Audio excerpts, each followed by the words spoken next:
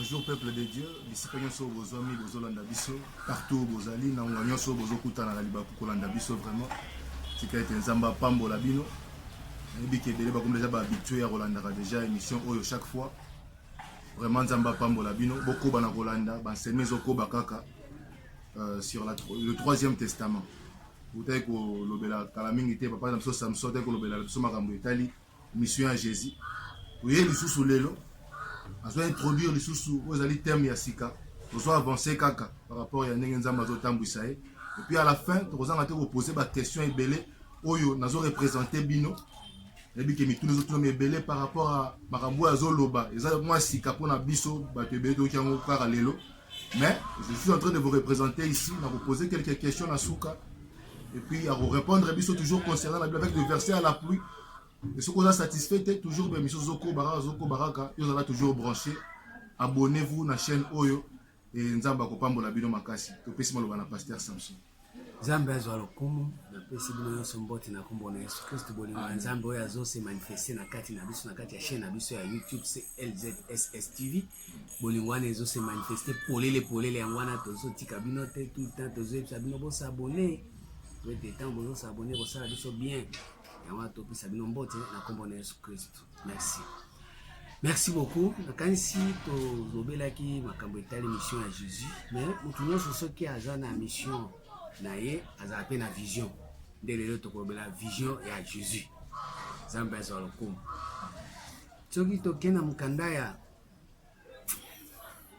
Luc 21, verset 14 à 15.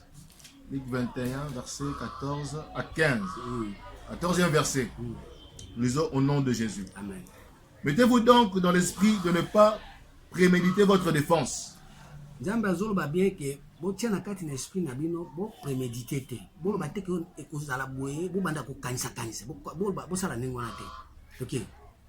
je vous donnerai une bouche et une sagesse à laquelle tous vos adversaires ne pourront résister ou contredire.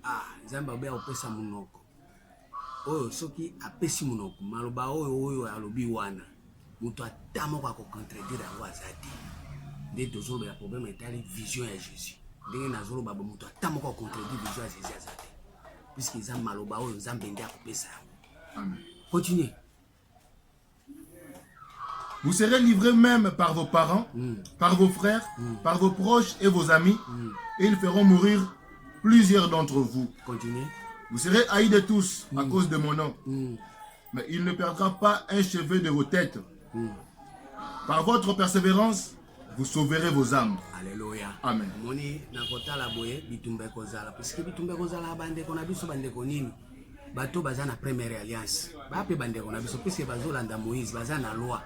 Bato baza na deuxième alliance baza na grâce na vérité. Baza pe ka bande kona biso. Mais bakoina pourquoi biso to na troisième alliance oyo ma biso na mission ya Jésus par rapport na Melchisedec oyo ezali na paix na justice oyo azali koloba makambo ya le Dieu très haut oyo déjà soki yo ozana cieux ozana litoi soki Nzambe alobi yo koyoka siko tango azoloba wana ezana bandeko mosusu ba na ciel ezana bandeko mosusu ba na terre terre baza première alliance ba na Moïse terre à terre makambo ya terre à terre bato mosusu ba na ciel esikani ba luminaire ezali bazomona étoile bazomona lune bazomona soleil bafandi wana basali Nzambe ya eloko wana esika wana siko soki ozomemela bango siko makambo ya lié très haut ba compliqué yo bakoboma yo yango moni sikoyo ndenge tozoya boye tozolobela vision ya Jésus par rapport na troisième alliance balinga mikati na nkolo po lelo tozomitungisa tozomibomana. Or Jésus a une vision na ye biso pe tozana ba vision na biso or na ciel eza vision na biso na ciel eza vision na biso puisque Nzambe azana muto amutazana eloko na ye oyo atia kati na ye yango moni azotia ba étoile azotia ba lune azotia ba soleil pour éclairer terre bona eza ba vision ya bato mais Jésus aza étoile par rapport na muto ya ndimeli na étoile. Jésus aza soleil par rapport na muto ya ndimeli na soleil. Jésus aza lune par rapport na muto ya ndimeli na lune. Jésus aza lampe par rapport na Jean. Mais à part ça, Jésus a payé lumière. Lumière est-ce que ezoya, ils sous soleil té, ils a lumière et qui soleil na makasi. Jésus a payé lumière. Ce que vision ya Jésus a na kati ya lumière wana. siko lumière wana nde tozoluka sikoyo toyeba yango na minute oyo puisque soki totangi bien lumière wana na mokanda ya acte 26 verset 13. Acte 26 13e verset. Vers le milieu du jour, ô roi, je vis un chemin resplendir autour de moi et de mes compagnons, une lumière venant du ciel, et dont le éclat surpassait celui du soleil. Ah, moi, je quoi? Éclat nango eleki ya soleil. Oh, soleil na yango moko ezalaka lumière makasi. Soleil soki bimi boye engengisaka nango. Mais siko lumière wana eleki soleil. De lumière wana de vision ya Jésus. O eleki soleil wana de vision na ye. Siko vision wana ya lumière wana esengeli bato bayeba yango. Bato basi bakoti na lumière ya soleil. Ezaki vision mususu. Bato bakoti na lumière ya étoile. Ezaki pe vision mususu. Bato bakoti na vision ya lune. Ezaki pe mususu. Ezo éclairé. Siko babiloko nyonso wana ezo senga siko tokota na vision ya Jésus. Vision ya Jésus. Pour être sûr tokoti na vision ya Jésus o ya lumière nde tokokutana na éternité. Mais si tokoti na vision ya Jésus ya soleil ya lune na ba étoile tokutana na éternité te tokutana ba vie passagère. Yango moni Jésus abi bozolanda ngai parce que na pesa bino lipa wana travailler non pour la nourriture qui périt mais pour ceux qui subsistent jusqu'à la vie éternelle. Oh, il y a des nourritures qui subsistent jusqu'à la vie éternelle. Oh, pour kutana na nourriture les autres subsistent jusqu'à la vie éternelle, il faut kutana na lumière. Amen. Okutana sous na soleil te, okutana sous na étoile te. Puisque bato étoile, bato ya soleil na baline, bako pesa yo lipa ya passagère. Ya mona ka il soir, il matin. Quel que soit tongo ekotana butu ekoya kaka. Parce que babiloko wana eza babiloko moko passagère. Eza ba tozolo belango, tozo bengango eza ba nini ba miracle. Miracle eza passagère. Okozwa miracle bo eza ba angengisho ongengi lokola soleil. Ozu miracle ongengi lokola étoile. Ozu miracle ongengi lokola lune. Ozu miracle ongengi lokola lampe. Mais ba lumière nyonso wana yeba ke butu ekokota kaka. Ba problème ekoya kaka ekosila te. Ba problème ekosila te ndeko. Comment on a qu'un swinga lelo na comme lelo ministre mais après 5 ans ministre est ici après 5 ans qui député no ici qui député et ça ka 5 ans pamba alléluia amen mais tant aux qui na église frère na biso namba pambolier a un miracle a comme député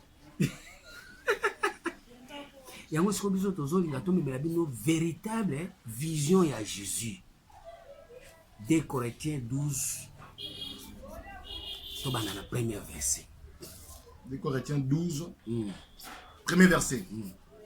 Il faut se glorifier, cela n'est pas bon. J'en viendrai néanmoins à des visions et à des révélations du Seigneur. Ah oui, il faut se glorifier, cela n'est pas bon. Pourquoi cela n'est pas bon? Parce que au qui faut se glorifier par rapport à l'étoile, au qui faut se glorifier par rapport à la lune, au qui faut se glorifier par rapport à le soleil. Cela n'est pas bon. Moi je go, cela n'est pas bon. Parce que bato mususu samba sale ngai nini umona kile mere makasi ni na mona limera makasi osaki na nini nasaki na molili ya nini nasaki na chômeur nasali 15 ans ya chômeur 20 ans na koti ba dossier mais lelo zamba sungi na moni clair na ju musala bofuta combien $1000 zoka ndem musala na isa ONG moko yeka yo saka 2 ans après 2 ans $1000 passager. So, oko se glorifier na $1000 wana ya dezaka pamba pe ba mani osikali. Okonda continue okubanda kolela ila nzala. Obanda okuzunga ka ndengo za ki liboso. Yango wana ko se glorifier na biloko wana te, cela n'est pas bon. Français zoka na bien. Continue. Je connais un homme en Christ qui fut il y a 14 ans, ravi jusqu'au 3e ciel. Ah, tozolo ba makambo ya Nzambe ya mbinguni. Ah, eloko moko ya tobomba ezate. So tozoloba problème ya Nzambe tango balobi il y a 14 ans chiffre 4 ezoloba 14 ans 4 na 1 ezoloba eza 5 wana eza chiffre o Nzambe asala banyama na 5e jour tango totali chiffre 14 eza 1 plus 4 soko sangisi yango esali 5 eza chiffre ya banyama siko ye na bonyama wana na ta ya bonyama il fit ravi jusqu'au 3e ciel tango a conserver bonyama o eza bonyama banyama ni bopta na mai Genèse kotanga ngote Genèse 1 verset 20 à 21 po obi esengeli mai bimisa nini banyama siko na banyama wana nde tozobenga ngo ba solution bauti na mai banyama bauti na mai nyama ya bomoe solution moko boyeza basalinga boyeza bambisi yuti na mai na kolandaka nzambe tala na zwi musala na sali boy parmi banyama wana ya 5 wana tango uzana kati ya 5 wana komona banyama wana ya bomoy mais sikoyo il faut za la ravi olongwa na banyama wana oza la ravi mais bato ebele balinga koza ravi te soki azwi nyama ya bomoy soki azwi nyama moko boy aza na bomoy auti na mai oza ravi te akangamika na banyama wana oyo nzambe asalaki nga boy nzambe asalaki nga boy sikoyo ye azalaki ayingaki akota na kati ya vision ya Jésus malgré banyama wana aza ravi jusqu'au 3e ciel. Or na 3e ciel atiki ciel ya Moïse atiki ciel ya ba prophète akoti jusqu'au na ciel ya Melchisedec puisque toza na 3 ciel ciel ya liboso eza loi 2e ciel ezali grâce na vérité 3e ciel ezali o tozoya na Bible to na Bible na 3e testament 3e alliance ezali esika tozoya na paix na justice. Amen. So ye aza ravi jusqu'au 3e ciel. Pour nani? Ok, continue. Il y a 14 ans, ravi jusqu'au 3e ciel. Si c'est fille dans son corps, je ne sais. Si c'est fille hors de son corps, je ne sais. Dieu le sait. Ah, moi, je sais pas, j'ai un problème avec corps. Or, pour tout tanga qui corps, ils ont oui. Tu vois, ah, balobi, ce qui a dit qu'on a corps, on a té. Ça veut dire, bah, le tout est changé. Et yo qui est changé. Si c'est fille dans son corps, je le sais. Ça veut dire, azaki ko yoka, corps ils ont litoy. Et yo keli. Ce qui a essayé, ayo kela kika na corps ya zalaki nango liboso ya bonyama. Est-ce que ayo kela kika na corps ya zalaki nango ya terre à terre? Est-ce que ayo kela kika ngoka na litoy ya ciel? Est-ce que na yebite mais nzambe ayebi. Ça veut dire asalaki avancement ya litoy ya yo keli. Tant azoya na corps ezo changer. Azo comme o eza terre à terre, o eza ciel. Vous ce qu'il faut na matation na dimension sous. Azo changer. So moya ko identifier encore exact puisque eza moto azo sala effort ya kolongwa na première alliance okubima na première ke na deuxième ou na deuxième ke na troisième alliance. Eza kana ba corps nango eza na yokeli nango. Eyokeli ya loi, eyokeli ya grâce, pe eyokeli ya paix na justice. Siko ba corps wana eza ba différence sorte moya ko identifier encore exact puisque moto wana azo linga ndemoko amata na troisième c'est ayoka makamo mususu. Okay. Et je sais que cet homme, si c'est fille dans son corps ou sans son corps, je ne sais, Dieu le sait, fut enlevé dans le paradis et qu'il a entendu de paroles ineffables qui n'est pas permis à un homme d'exprimer. Ah, moi je vois, amatiti na paradis. Or, ce que total paradis, ils allaient jardin en Zambie et c'est quand j'ai a planté qui arbre de vie naïe. A planté qui arbre de vie selon Genèse 2 verset 8. Place wana nde kuna eza malamu mutu nyonso soki alingi ayoka nzambe ayokela nzambe libanda ya paradis te po soki yoki libanda ya paradis okoyoka maloba ya nyoka na champ mais ye amati na paradis ça veut dire azongisi misu na ye na eyokeli na ye na paradis soki nyoka alobi akoyoka ete puisque asesu na champ te nyoka fungola ki miso na champ mais ya zongi na paradis esika ni esinge siko amona na kati ya paradis parce que kuna arbre de vie ezali Hébreu et non Apocalypse 2:7. Apocalypse chapitre 2 7e verset. Que celui qui a des oreilles attende de ce que l'esprit dit aux églises. Ah moi siko problème ezali ya nzoto ya corps oyo azali na corps oyo azali na corps ayoka oyo esprit ezoloba na église oyo azali na corps oyo azali na cieux ayoka oyo esprit ezoloba na église po soko mati na niveau wana te okoyoka te. Continue. À celui qui vaincra, je donnerai à manger de l'arbre de vie qui est dans le paradis des dieux. Moi il y a côté na paradis kuna na kati arbre de vie ça ezali mais soko za na litoi soko zali na cieux soko zali na corps ndio kolia na nzete wana po soki oza na paradis ozali na litoi te okolia na arbre te okolia te po wana deja basi bakangi yo misu bafungoli yo litoi po omona nzete ya bomoi arbre de vie po tango okolia bien okolia na kati ya lumière puisque à ce moment là misu na yo ekozeswa a mauvais état te okozala na miso eza à bon état de façon que corps na yo ezala nini à bon état na lumière. Totangaki mokanda ya Matthieu 6 verset 21 soki lisu na yo eza à bon état corps na yo nyonso ekozala éclairé. C'est-à-dire quoi, obanda koyoka makambo ya Nzambe clair parce que yo ozali na corps oyo ezali basi ba circoncire yango balongoli yango puso. Mais vision ya Jésus ezalaki ke tango mutu azozala ravi en esprit tango okoma na paradis ayoka makambo mosusu oyo eza permis te. Mutu ya première alliance ayoka, mutu ya deuxième alliance ayoka, mutu ya premier testament ayoka, mutu ya deuxième testament ayoka, mutu ya loi akoyoka yango te. Mutu ya deuxième testament oyo azali na grâce na vérité akoyoka yango pe te. Eza permis te bango bayoka. Soki okoti na troisième testament, soki okoti na troisième alliance nde okoyoka yango. Yango moni tozomema be troisième alliance mpo boyoka makambo wana balingami kati na nkolo. Mpo oyoka yango il faut tout d'abord litoyi ezala. Il faut corps ezala. Et puis corps ekoya ekozala na lumière soki misu na yo eza bon état. Or pour miso et comme à bon état il faut Jésus aboma miso ya jardin et aboma miso ya champ o nyoka fungolaki afungolo siko miso ya jardin ya paradis po ete obanda koyoka sikoyo makambo ya mbinguni.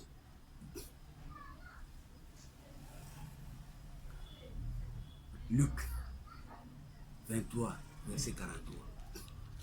Luc chapitre 23 verset 43. 43e verset. Jésus lui répondit, je te le dis en vérité, aujourd'hui tu seras avec moi dans le paradis. Jésus a zob sa moibi. Ba mibi wana bauti na première alliance, ba mibi. Ba mibi wana bauti na deuxième alliance. Ba bazaki na mibeko. Ba bazaki na loi et bazaki na loi na mibeko wana baza ba mibi. Ba Moïse ba mibi. Ba ibaki nini? Ba ame abatu. Ba obaye na deuxième ba mibi. Tous ceux qui sont venus avant moi ce sont des voleurs et des brigands. Siko ba mibi nyonso wana bazaki na ikulusu na Jésus. Tango ba tchaki bango de ba brigands moko na gauche moko na droite bazalaki na wana. C'est-à-dire quoi?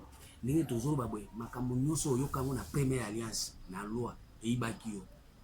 Ozaki boso Nzambe te. Ozaki na prison ya loi. Ozaki na ministère de la mort. Okoti na temps grâce ba ibaki yo. Kuna ozalaki na Jésus. Jésus nini? Oazo pesa ba miracle. Miracle ibaki yo. Or miracle eza passager. Siko ba mibi nyonso wana. Ndio komona na ba débriga bazaki na ekulusu. Moko na gauche, moko na droite, babuka ba makolo. Balo ba isusu te. Po makolo nde sengeli tambola. Ephésiens 6 verset 15. Ephésiens 6, le 15e verset. Mettez pour chaussure à vos pieds le zèle que donne l'évangile de paix. Au moins makolo, esengeli un évangile oyo ezopesa nini kimia. Or Melchisedec yende azali roi de paix. Yende azo un évangile ya kimia. Mais tia sikona makolo omoni place ozo tambola, so ngo tambola na makolo na yo, il faut ezala évangile de paix. Romains 10 verset 14 à 15. Évangile de paix nde ezo ya sikoyo. Ba évangile mususu oya ba brigand, oya loi na ya ba grâce, il faut makolo na bukana. 14e verset. Comment donc évoqueront-ils celui en qui ils n'ont pas cru? Et comment croiront-ils en celui dont ils n'ont pas entendu parler? Et comment entendront-ils parler s'il n'y a personne qui prêche? Et comment y aura-t-il de prédicateurs s'ils ne sont pas envoyés? Selon qu'il est écrit, qu'ils sont beaux le pied de ceux qui annoncent la paix. Ah, moi, c'est bon. Qu'ils soient beaux les pieds de ceux qui annoncent la paix. C'est-à-dire, évangile et la paix, ce qui est ma colonango et zaganini propre. C'est-à-dire, net Melchisedec, na troisième alliance, toujours y a na vision ya Jésus, et c'est que topé sabino évangile ou ezopé sa kimia. Or, évangile et sa kimia, ce que vous a ravi jusqu'au paradis. Tant que comme na paradis, au bandi koyoka arbre de vie, ndeko za kimia. mais soko ki banzeto eza libanda ya paradis ozwaka kimia te. Soko oyoki banzeto eza libanda ya paradis eza na champ esika nyoka azali ozala kimia te. Puisque musala ya nyoka ezali kokanga bato miso ya paradis, kofungola bato miso ya libanda. Tango bafungoli miso ya libanda, omona makambo eza libanda ya paradis. Tango komona makambo eza ya libanda ya paradis, tango oko exécuter nyoka moto otinga yo. Parce que makolo eza propreté, makolo eza na évangile de pété, makolo eza na évangile ya trouble. Jacques 3 verset 12, Jacques 3 verset 13 et 18, Jacques 3 verset 13 et 18. Okay. Jacques chapitre 3 verset 13. Lequel d'entre vous est sage et intelligent, qu'il montre les œuvres par une bonne conduite avec la douceur de la sagesse. Ah, ok. 14e verset. Mais si vous avez dans votre cœur un zèle amer, zèle, mais zèle et un esprit de dispute, qu'est-ce que c'est? Ne vous glorifiez pas et ne mentez pas contre la vérité. Cette sagesse n'est point celle qui vient d'en haut, mais elle est terrestre, charnelle, diabolique. Continuez 18. Car là où il y a un zèle amer et un esprit de dispute, il y a du désordre et toutes sortes de mauvaises actions. La sagesse d'en haut est premièrement pure, ensuite pacifique, modérée, conciliante, pleine de miséricorde et de bons fruits. Exemple de duplicité, d'hypocrisie. Le fruit de la justice est semé dans la paix par ceux qui recherchent la paix. Kuna ozwa fruit na kati ya jardin. Ozo pesa nini? Kimia. Ezate oli ya fruit ya champ. Ozo pesa kimia te. Bon moi si tango balia ki fruit ezaki na champ. Tu pesa bango kimia te. Premièrement babomaki bango misu. Misu babomaki bangwana ko bamona isusu jardin te, bamona ka champ. Tango bamoni champ, mbala moko bazui fruit ya désordre. Yango moni lelo ba église eza ya kobundana, bawelelana, bazoswana, bazokabwana, bazopanzana, ozana ba poison puisque bazo travailler na champ. Mutu atamo ko zo travailler na jardin azate. Mutu atamo ko za capable ya koyebisa Jésus. Souviens-toi de moi. Tango koya na kati ya règne na yo, po ete tozala na yo na paradis. Parce que na paradis kuna eza na arbre de vie. Kuna moro ezate, liwe ezalaka kuna te. Balinga mikati na nkolo. Oh, kinga salinga boy, kuna basalaka mabe te. Proverbe 12 verset 28,25. Nzambe sunga milimo. Sunga milimo. Proverbe 12 verset 28. 28e verset. La vie et la mort, la vie est dans le sentier de la justice. Babi, la vie est dans le sentier de la justice. Okay. La mort n'est pas dans le chemin qu'elle trace. Roi de justice, hein? Roi de justice, mais c'est Sédek. La vie est dans nzela na ye. Kuna liwe zalaka te. Kuna liwe zalaka te. Na alliance ya Mese Sédek liwe zalaka te. Kuna liwe zalaka te. Kobunda koswa ne zalaka te. Kowelela ne zalaka te. Zonga verset 25, 26. L'inquiétude dans le cœur de l'homme là-bas, mais une bonne parole les réjouit. Okay. Le juste montre à son ami la bonne voie, mais la voie de méchant les égare. Ah, moi je vois. Le juste montre à son ami la bonne voie. Ah, moi je vois. Mais c'est cédé qu'à la sabatunini. C'est là ma lame, la bonne voie à suivre. Puisque ce qui est na kati ya vision ya Jésus, eza po ete bato ba ebanzela ya malamu. Kotambola. Kotambusa molimo na bango. Po ete bato ba koka kotika kosala mobulu ya kobomana. Kobomana nini misu, kobomama nini matoyi. Bato basi bakufi misu, bazolula kalula kabasi ya libanda na bango, baosala na bango ekobo na motema. Ololika ndeko, ya zo progresser, ya zo te malamu, yo pe olulie, olula ye, otika ye ndengwana, oluki to boma ye, oluki to déstabiliser ye, oluki to o lembisa ye. O tango ko lembisa ye wana, yo siko yo moni ki yo ndo komigandi. Yondo komigandi. nzela nezo no maliwa au mwana mutu alembi mutu ose suma kamuta comme tikela ya sundolio yo po ko kapete puisque loko eza na kati na kati na paradis na ye et pas na yo za na ngote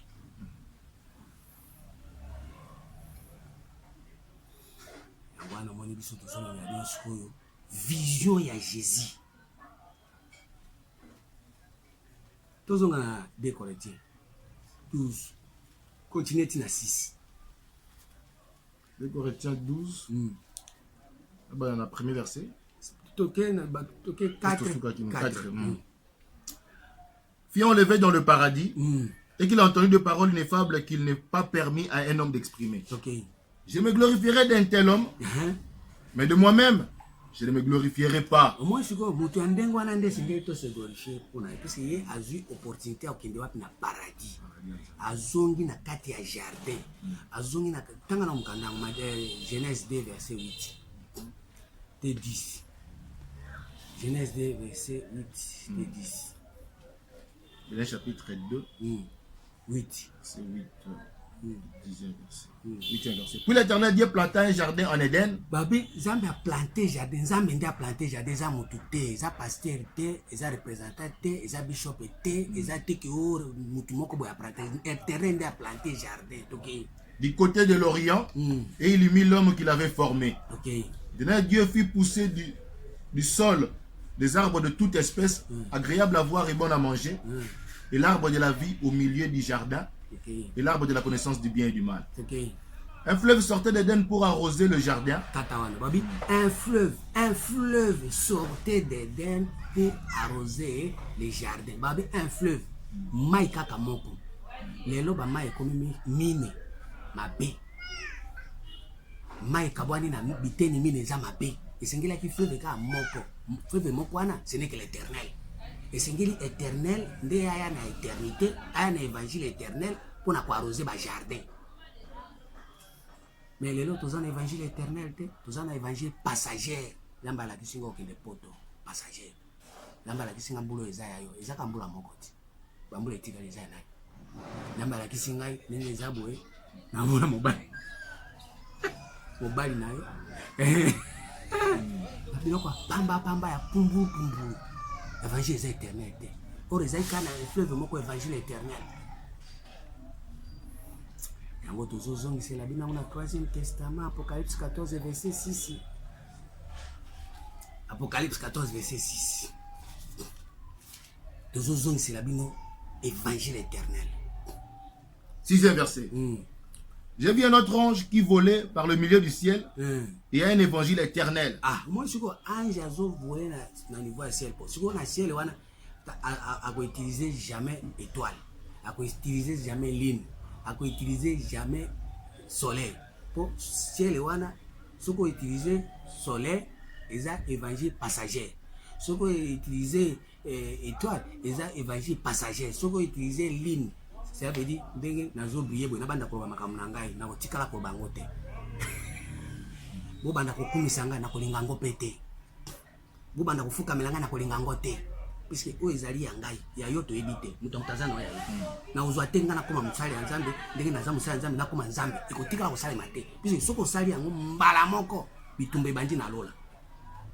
Mais or évangile éternel il faut mutu azwande lumière o ezo utawa pinali très haut à transmettre yango tina terre pour éclairer terre batu baye ba éternité batu baye ba batu terre batu baye ba représenter terre ba kimbango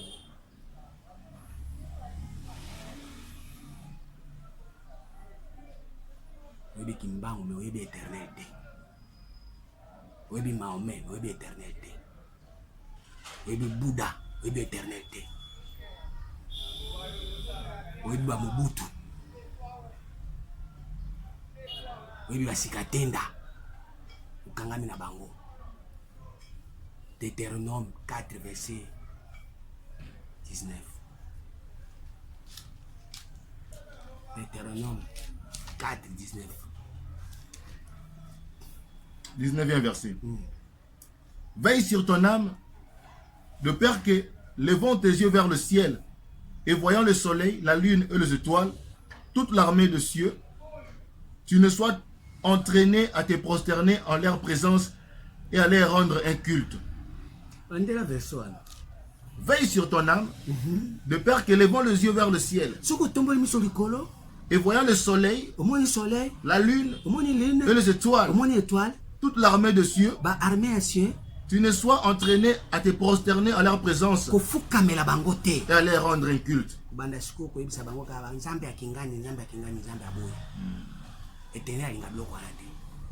Puisque baza soleil parce que balingi ba étoile ezata na bango nde ba briller ko tanto yo ko briller ko leka bango mais tango yo zui bango tie bango na kati na yo ozofu kamera bango déjà mais yebaki okomi yebate okokoma jamais na cieux okozala toujours na terre pour ça na ezaka bango nde basala kapo na yo or yo poza na droit ya kokoma na niveau ya cieux oyo ka très haut. Tout le monde a un droit à koyoka oyo nzambe alingi kati na bomo na ye eza teke ko ba pasteur na yo ba représenta osaka moke ozuli mabondeli obondeli otie représenta li Sophonie 1 verset 5 otie représenta li boso ozo bloquer soleil ozo bloquer yo lune ozo bloquer yo étoile ozo bloquer yo Sophonie 1 verset 5 5e verset. Ceux qui se prosternent sur le toit devant l'armée des cieux, ceux qui se prosternent en girant par l'Éternel et en girant par leur roi, ceux qui se sont détournés de l'Éternel et ceux qui ne cherchent pas l'Éternel,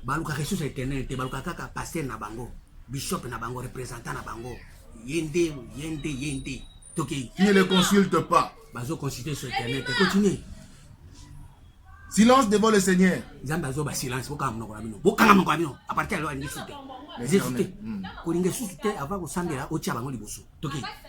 Car le jour de l'Éternel est proche.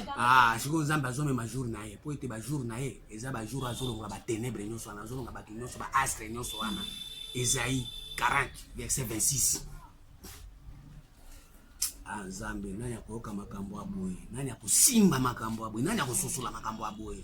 Isaïe 40 verset 26. 26e verset. Levez vos yeux en haut et regardez qui a créé ces choses. Nani asali batu biloko wana nani asali ba pasteur ba bishop nani asali bango nani asali ba étoile wana briller nalo pasteur monene pasteur nani asali bango.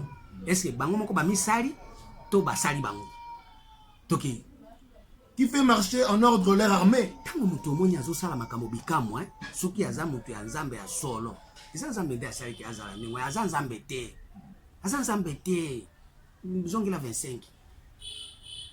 À qui me comparerez-vous? Moi siko yemo nzambe azo bozo comparer nga na nani na ba étoile na ba soleil na ba lune bosangisa nga na comme pasteur na bino na comme bishop na bino na comme représentant na bino bozo représenter bosangisa nga bongo te nga na sa éternel.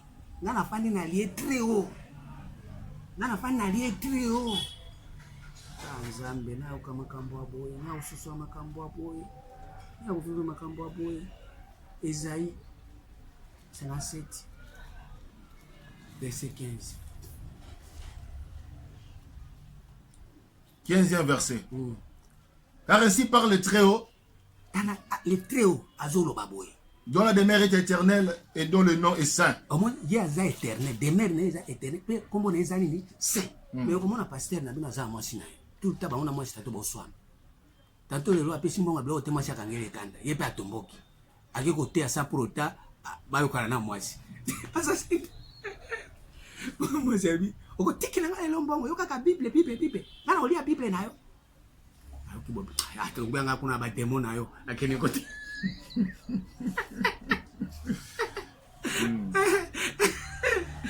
Mais les tréaux yaza kana makambo abashi wana owesi kwa baba bezali ba passer ba bishop pe ba twala yo ba okufa baba éternel te yango moni pe ba kofi mais tango akofi eza étoile na esili yo luka mo esi goningo sokota na 13e testament okota na cieux oyo ka isusu makambo susu atonza ba osela okoleka ba kimbangu wana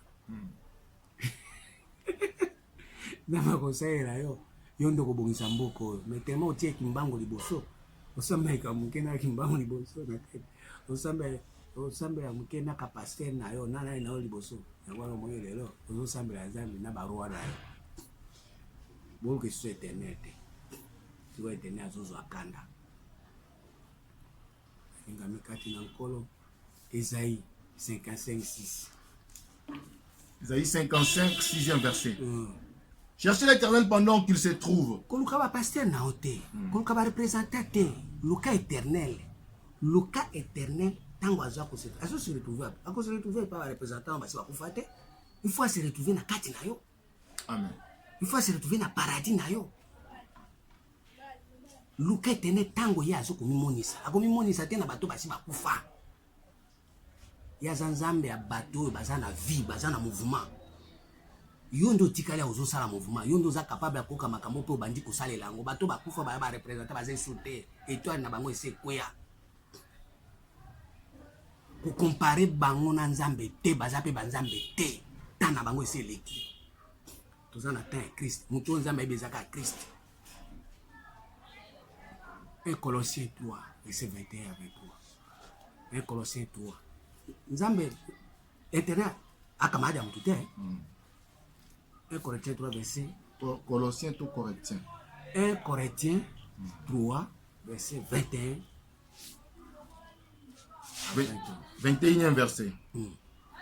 Que personne donc ne mette sa gloire dans deux hommes. Ah, bato wana batu nyonso basi bakenda kotia gloire na kuna te. Ba représenter wana kotia gloire na kuna te. Toke Car tout est à vous. Makambo nyonso nza bino. Soit Paul, soit Apollos, soit Céphas, soit le monde, soit la vie, soit la mort, soit les choses présentes, soit les choses à venir. Tout est à vous. Et vous êtes à Christ et Christ est à Dieu. Amen. Éternel Christ. Yango toujours sabino, toujours même la bino Christ. Oyo ya Melchisedek. Poete yekaka ndezambe ayebi. Puisque ceux qui continuent à la troisième alliance, oyebi Christ bien, au sous-sol Christ bien, Christ a quoi éclairer yo na kati ya jardin na yo. Pour yende azali arbre de vie. On zamba placer na kati kati. A placer kimbangu te. A placer ndiangenda te. A placer ba prophète te. A placer arbre de vie pour ezali Christ. Or Christ wana Galate 4, verset 6. Voilà, chapitre 4, 6e verset. Et parce que vous êtes fils, Dieu a envoyé dans nos cœurs l'esprit de son fils, lequel crie Abba, Père. Dieu a envoyé dans nos cœurs. Christ kolukai libanda te. Lukai wapi na motema. Il faut que bafungolo miso ya motema. Otika kolula ulabasi ya libanda osaka bango na ekomo na motema. Il faut que ozwande Christ otia na motema. Soko tie na motema yende Nzambe atinde na kati ya motema pote yo pozali fils.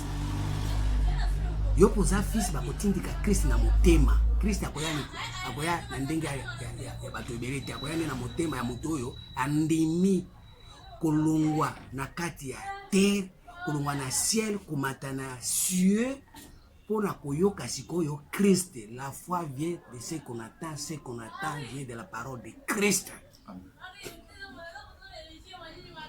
Wana nde vision ya Jésus. Soko bandi koyoka Christ na kati ya corps na yo, na kati ya cieux na yo, nde siko Christ akubanda na yo a zéro. Tango bandi na a zéro, kwete ala kisayo vision na ye. Aninga kati na kolo. 2 Thessaloniciens 1, verset 10. 2 Thessaloniciens 1, 10e verset. 10e verset. Otanga mona kombo ya Yesu Kristo ya Melchisedek. Amen. 10e verset. Lorsqu'il viendra pour être en ces jours-là, glorifié dans ses saints et admiré dans tous ceux qui auront cru. Tango akoya neti tozobisa Kristo boye soki aya akoti na kati na yo. Po ete azala admiré na kati ya bato nyonso bandimeli ye. Car notre témoignage auprès de vous a été cru. parce que témoignage est là, qu'est-ce qu'il y a solo mutana yambe ki ayamba Christ. Donc c'est pourquoi aussi nous prions continuellement pour vous, afin que notre Dieu vous juge digne de la vocation et qu'il accomplisse par la puissance tous les desseins bienveillants de sa bonté et l'œuvre de votre foi, pour que le nom de notre Seigneur Jésus-Christ soit glorifié en vous et que vous soyez glorifiés en lui, selon la grâce de notre Dieu et du Seigneur Jésus-Christ. Babi, Jésus-Christ a la glorifié na yo, yo pose la glorifié na ye. Oui. Ils ont makamba ya pataka batu mususu nzambe akingani nzambe abwe bo lokuta iza na kati na yo yo poza yo pina yo pe oza pe glorifié na ye. Jean 14 verset 22. Baninga mikati na nkolo oza 3e testament. Oza alliance ya sika. Bofungola miso bokota. Bofunga matoe bokota. Jean 14 3e verset. Jésus lui répondit, si quelqu'un m'aime, il gardera ma parole, et mon Père l'aimera. Nous viendrons à lui, et nous ferons notre demeure chez lui.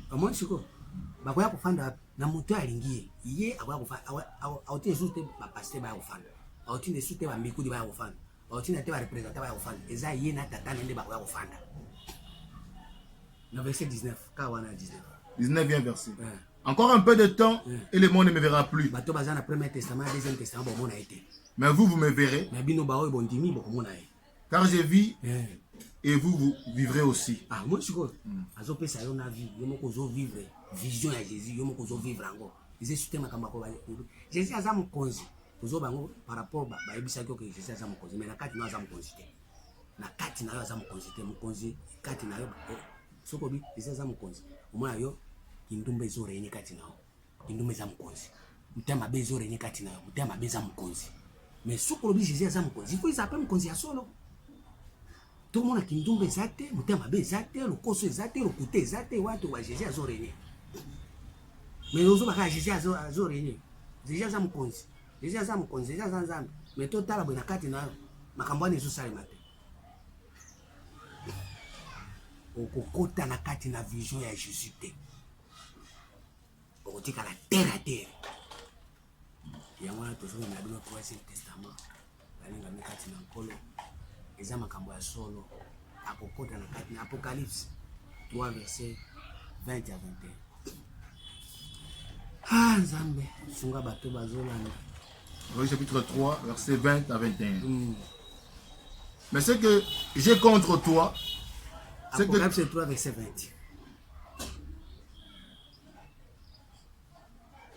Ok. 20e verset. Voici, je me tiens à la porte et je frappe. Jésus a dit, moi Jésus, je me tiens à la porte. Nazo yanga moko, nazo toke, kakakakaka, kokokoko, toke. Si quelqu'un entend ma voix et ouvre la porte, j'entrerai chez lui, je souperai avec lui et lui avec moi. Continue. Celui qui vaincra, je le ferai asseoir avec moi sur mon trône. Alléluia. Amen. Comme moi j'ai vaincu et me suis assis avec mon Père sur son trône. Moi je dis, Jésus a dit, on a convaincu qu'on a la première alliance. On a convaincu qu'on a la deuxième alliance.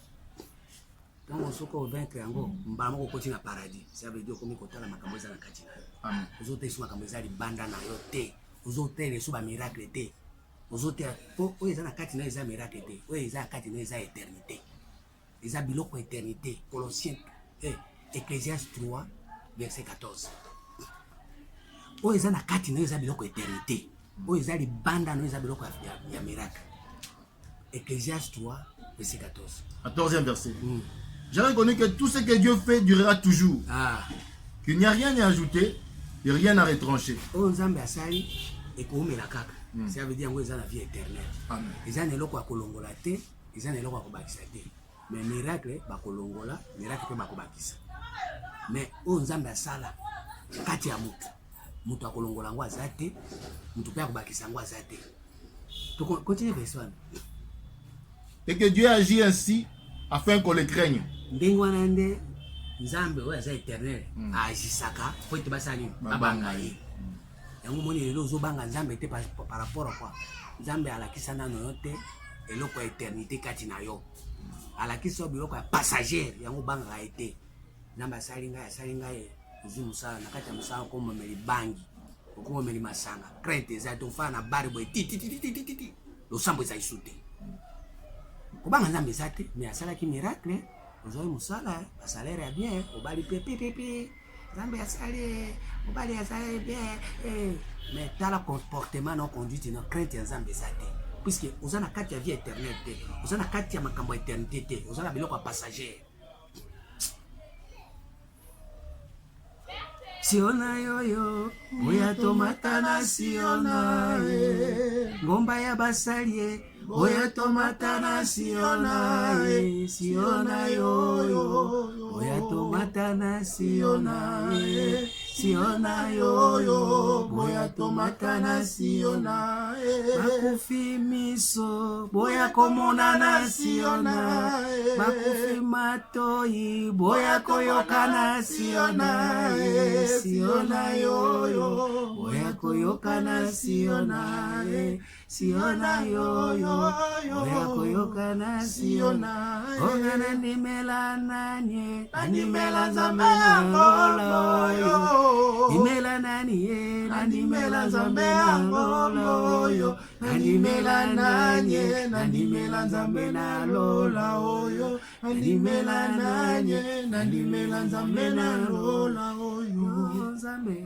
molimo yo kambanga yo nzambe yo molimo Zambe molimo yo kambanga yo Zambe molimo yo kambanga yo Zambe molimo yo kambanga yo Yonde fungola ya lola Zambe molimo yo kambanga yo Fungola ga lola Zambe molimo yo kambanga yo Pote na kota Zambe molimo yo kambanga yo Peta masolo ya kade Zambe molimo yo kambanga yo Kungangana mabelete ya Zambe molimo yo kambanga yo Ndangana libanga Zambe molimo yo kambanga yo Kwete na sekwa Zambe molimo yo kambanga yo Kwete na sekwa Zambe molimo yo kambanga yo Bapaka bapati motole Zambe molimo yo kambanga yo Bapaka makoro ya Yeswe Zambe molimo yo kambanga yo Zambe molimo kambanga yo Zambe batoma Zambe molimo yo kambanga yo wana soko koti kuna moi susu ozonga na mabele exact question. Merci Papa Samson, merci vraiment, merci. En tout cas, c'était vraiment une très belle intervention. L'exposé était tellement riche. De bénéficier de ma belé, mais si c'était sur ma question belé, ma casse na mitu ya bana nzambe, particulièrement nga po nazo représenter bana nzambe zo na bisika biso. To poser ma question. Azo bana na question oyo to suka gi na ngona na suka awa ya intervention na yo. Lobi na biso mingi na suka awa que bana nzambe le belé bazo remplacer nzambe par ba créature. Mutali lolo moni étoile, moni sanza, moni soleil, comme ngumba mela sanza wana na place ya nzambo akela yango éternel. Ça veut dire que ça va serviteur ya nzambe ba bishop, ba représentant makambo ebele. Mais papa, Dieu lobby que par les prophètes, Dieu a sorti Israël hors d'Égypte et par un prophète, Dieu a gardé Israël. Dieu lobby sous que non. Quel est la prophète ya nzambe de la pe nzambe au réussir dans ba projet na onyos. Mais ce qui mosali ya nzambe wana zate yo koyeba nzambe ndenge nini parce que lelo canal nzambe azoleka po ayebe muto ayeba nzambe eza à travers basali ya nzambe wana ko ezo ba keno ba tuba ba pesa bango estime wana te ya degré likolo wana parce que lui regardez les serviteurs de Dieu comme étant des saints ko sous total bango lokola ba sainteté ko tala suba nani ba serviteurs de Dieu oublie zolo ba prophète oublie zolo ba awa eza banani eza ba pasteur basali ya nzambe boyete to eza nzambe bazolo ba langage mususu nzambe azo alokumu yango wana nzambe asunga bandeko bazolanda biso amen na mukanda ya Ephésiens 4 verset 8 obalo sauter Ephésiens 4 verset 8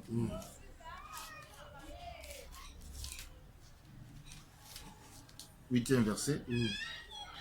C'est pourquoi il est dit, étant monté en haut, il a emmené des captifs bato wana oyo amemaki bango ba captif ba prisonnier nzambe baza ba captif ba serviteur nzambe ba captif baza ba nzambe te tokei. Et il a fait des dons aux hommes. Nde siko tango amemi ba captif wana apesi bango don tokei. Or que signifie il est monté sinon qu'il est aussi descendu dans les régions inférieures de la terre. Okay. C'est lui qui est descendu, c'est lui-même qui est monté au-dessus de tous les cieux, afin de remplir toutes choses. Oya kitaki wana nde mwana nzambe. Ezaba bato ba captif te. Oya kitaki mwana nzambe. C'est-à-dire quoi? Soki omoni poso, mutu aina poso boy ngai na pasteur, il faut ta kati na ye. Oya kitaki wana est-ce que kitna zana kati na ye? Puisque ne biso toza boy, bato be bazo kene na église, olia koluka mutu. Bazo mona nde, ba mona poso, ba mona tante. Bato ba gumba mena tante. Mais oro na kati ya tante zana mutu na kati. Mutu wana. Aha. Mutu wana. Na kati na kuna bazami ba bazaka Christ. Mais soko kufuka mais fuka mutu akati. Kufuka mutu alibanda te. Siko mutu alibanda zana ba problème. Mutu alibanda zana ba faiblesse. Mutu alibanda zana ba makamu na yeye, zana ba crise, zana ba piaka, zana makamu nini. Siko soko moni mutu ya kati kuna, mo ya kati pesa aka mutu te. Les ans d'esprit à Christ. Il y a un des serviteurs l'unique mutu nzamba tinda kezaye. Siko tango oye okuti na kati kuna mutu azate. Yango moni nzamba be en réalité dans l'homme. So wana nde musali ya nzambe. Ba mususu batikali ba captif ba prisonnier lokwa ngani na abo na vase ya pamba. Mais so yo identifier na kati okomona mutu aza. Amen. Mais okomona mutu mususu atiki mutu akomukanga manangai. Akomi ko adore ngai. Akomi mombu na ngai. Azukuka koma mombu ya mutu te.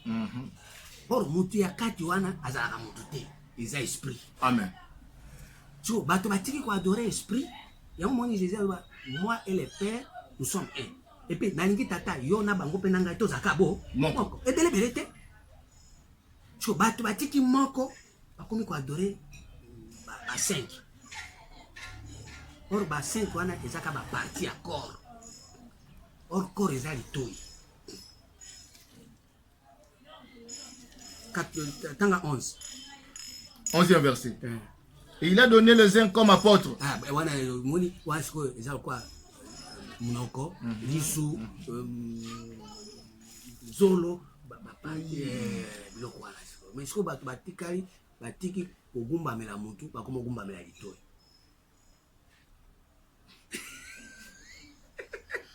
Batiki kogumba mela mutu bakomi kama munyoso soki alingi aloba il faut atia kaka lisu. Il faut atia litoi. Na kombo ya litoi na biloko wana nyozo nzambe aza kolinga te biloko wana eza problème eza soki tana yo koki batu nyoso ba serviteur ya nzambe ba captif ba serviteur baza wana kaka po baza la vase moko propre nzambe atie eloko na ye ba utiliser puis nzambe alongwe. Ako bebisa pe nzambe alongwe kamba moko ti puisque nzambe alobi alongwe l'esprit tenté par Saoul a esprit mauvais esprit venant de l'Éternel. Mais tant que Saoul a un mauvais esprit venant de l'Éternel, il faut continuer à gumba mais la etala kaka. Gumba mais la mauvais esprit. Gumba mauvais esprit. Si vous problème ezani, il faut que gumba mais la mutu azaka moko. Mwana nzali akati, mutu akati. Mais mutu akati batu nyonso ba na ite. Po yena tata na ba moko. Ba golati sa yo pe komi pe moko. Mais yo pe gloire wana kozwa ngote. Tika bango mibale bazwa lokumu. Kisa bingana tata to ya kufanda ya kati na bitu. So pour baby si balongwe. J'espère que question est ça. Et yo kani makasi. OK, question. Question tu ça par rapport à ba brigami balé wana. Ba brigami balé ba ebisi biso lobi. Et ça ba nyonso ba ki avant Jésus parce que moko lobi wana mukanda Jean disait tous ceux qui sont venus avant moi sont des voleurs et des brigands. Mais tout le monde apôtre Pierre pas balika moko na mukanda de Pierre alobi que tous les prophètes qui ont prophétisé bon on se va prophétiser un esprit à Christ ezali na kati na bango déjà. Bon comment yé ayé azoba que non ba ki avant yé bazalaki ba voler na ba brigand pourtant ba prophétiser qui na esprit na yé moko na kati. Et puis en plus yé na bango na yaki avant parce que tout le monde azoloba ya avant Abraham. C'est quand yaki avant Moïse, yaki avant Élie. ko ba oba yaki ava bango wana eza banani pe ba prophétie pe na kombo ya Christ on kati na bango 1 Corinthiens 10 premier verset. 1 Corinthiens 10 premier verset. Premier verset. Frère, je ne veux pas que vous ignorez que nos pères ont été sous la nuée, qu'ils ont tous passé au travers de la mer. Ils ont tous été baptisés en Moïse dans la nuée et dans la mer. Ils ont tous mangé le même aliment spirituel et qu'ils ont tous bu le même breuvage spirituel. Car ils buvaient à un rocher spirituel qui le suivait et ce rocher était Christ. Ah, moi je suis comme rocher. Mais continue. Mais la plupart d'entre eux ne furent point agréables à Dieu. Ah, moi je déplace en quoi là, comme ça qui est agréable. Faut pas comprendre que Christ en côté. Comprendre que rocher en côté. Parce que agréable. Il y a un peu de brigand. Amen. Continue. Mais la plupart d'entre eux ne furent point agréables à Dieu, puisqu'ils périrent dans le désert. Ah, moi je go. Ba kufa ki na désert. Mais pino boza na Christ, eza libanga zo bimisama, beaucoup na désert ndenge, boka okande. Ça veut dire ba kaukaki. Tango kauki déjà comme brigand. Comme na l'Égypte, comme na désert, comme ko traverser ba mer, ba méchanceté. Ba boy comme la maille libanga. Pierre qui ont rejeté ceux qui bâtissaient, c'est-à-dire quoi? Bazaki na première alliance na deuxième, bazaki na troisième. Or troisième bandaka les arabes. Ngamo tolo bato bimisanga na Bible kati. Mais ça rocher ba boya ki ngo bandaka. Ba bazaki nango. Makambo ya troisième testament eza na premier testament. Mais ba yibi yango te bango bakangami ka na loi. Ba troisième testament eza na premier testament. Eza pe na deuxième. Eza na deuxième bango ba yiba kité. Ba yiba kité. La loi est spirituelle et sainte. Moi je suis Chanel et loko ezo ma vie et pas na ngezo ma ngani ni liwa bango pe basala ki mabe yango ba komba brika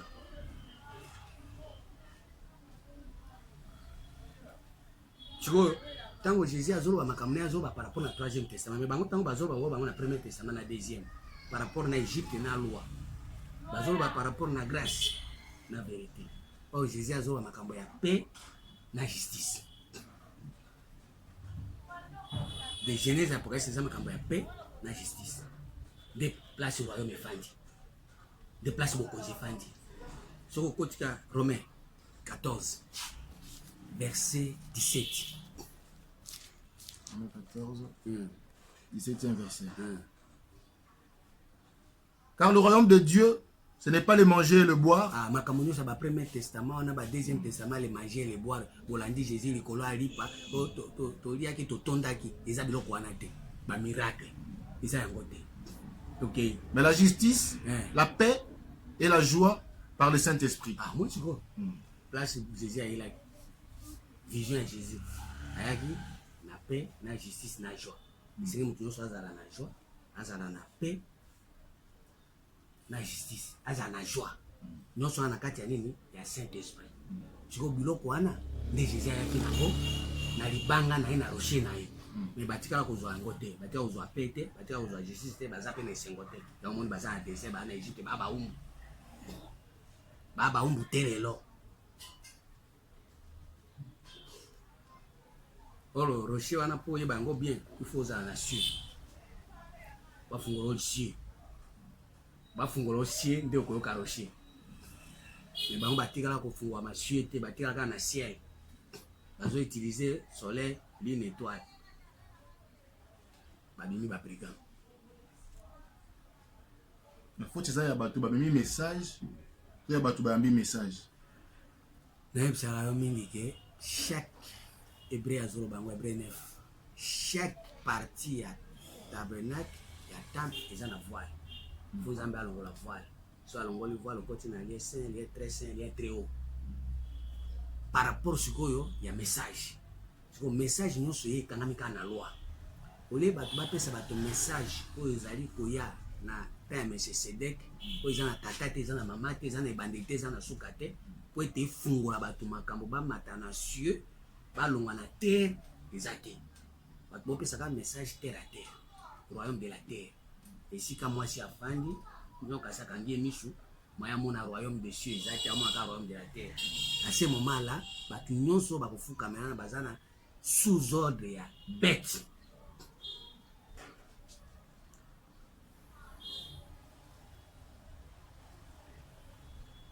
Bête des champs. Et baza nous devons gérer bango za nyoka. Prioriser. Oui. Question. Amen. Question monsieur eza na niveau ya champ na jardin. Otali si biso lobi ke nyoka alesaki Adana Eve mbuma à champ. Donc champ eza mabe. Jardin de kati. So bango ba na kati balia mbuma na kati ndenge tomoni Paul na bana de Corinthiens 12 ya zonga kiti na paradis na troisième ciel pour arbre de vie na kati ya jardin d'Éden. Siko question na ngeza na eba. Yesu ayepe na mkanda ya Jean chapitre 10 alobi naza na bergerie na ngai. Yebi que Yesu nde arbre de vie. C'est que na kati ya bergerie arbre de vie wana de Jésus yango de jardin. Na lobi que pona kozwa pâturage ali bokota boko bima libana de bokuta pâturage na kati te ya bergerie. Eza de libanda ya bergerie. Symbolisme wana ngola sani. Awa taka na version ta version no lobby.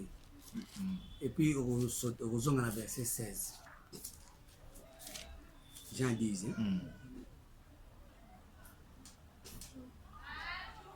Abandé na 6e verset.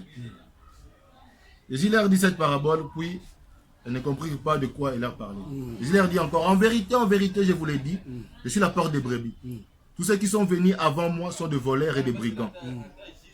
Mais les brebis ne les ont point écoutés. Je suis la porte. Si quelqu'un entre par moi, il sera sauvé. Il entrera, il sortira et il trouvera du pâturage. Wana shikoyo ezola kisake soko tangi na mukanda ya Psaume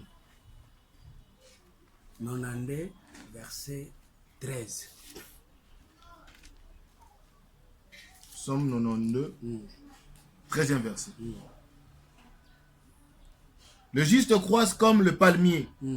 Il s'élève comme le cèdre du Liban. Planté de la maison de l'Éternel. Nakati. Le juste. Aza planté nakati. Il faut score nakati, il faut abibanda. OK. Il prospère dans le parvis de notre Dieu. Parvis za nakati to libanda. Kuna nde score ko prospérer. Kuna nde okuta pâturage.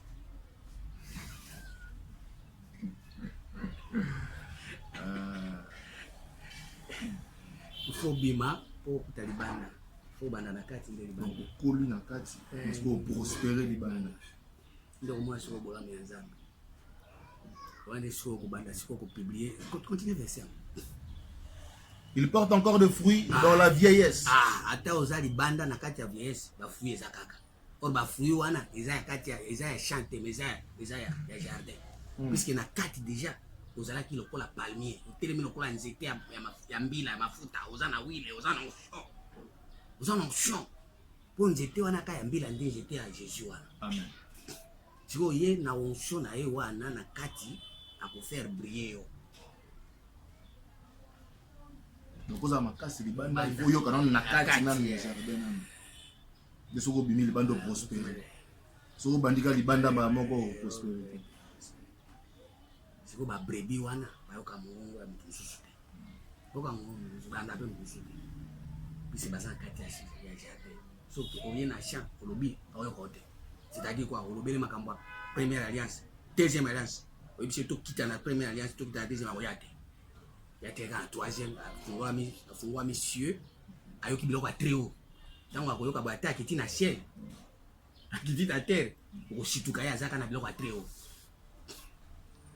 Madame, nous avons ça les airs, bon, Zambé, les vouloir et les faire les autres, pas Zambé. En tout cas, merci papa pour nous la question vraiment. Nzambe apambola yango tozosenga na bino kosabe bo s'abonner na kati ya chaîne na biso Nzambe alingi bino mingi nakanisi génération future ozala esengo po makambo aboye ata yo moko nyoka okota te ata soki akoti bakati mutu chaka akoti bakati mutu etikala boye na komona Yesu Kristo. Amen. Amen.